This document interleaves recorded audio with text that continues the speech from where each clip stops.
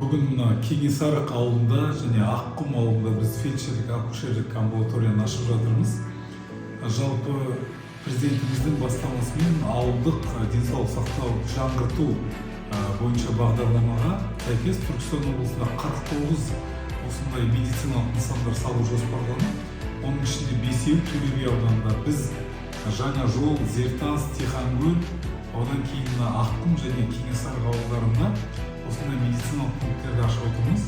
Халықтың игілігіне осы ауылдық жерлерде денсаулық сақтаудың сапасын арттыру үшін осындай медициналық пункттер пайдалануға беріліп жатыр.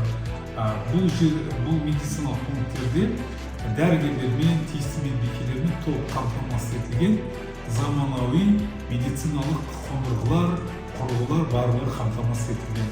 Енді мына ауылдың тұрғындарына құтты болсын дейміз, және осы қазақтың жақсы сөзі бар, ауырып ем іздегенше ауырмайтын жол іздеу керек дейді. Осындай бір керемет табиғатта денсаулықтарын барынша сақтап, осы медициналық қызметкерлерден жаңағы медициналық көмектерді алуды біз тілейміз. Халықтың игілігіне жұмсалуына тілектеспіз. Алдағы уақытта жоспарларымыз бар.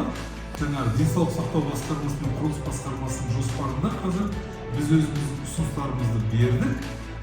Енді кейбір ауылдарда медициналық пункттер ескірген, кейбіреуіне жаңадан салу керек. Ондай жоспарларымыз бар. Бұл жұмыстарды алдағы уақытта біз толық айтатын боламыз.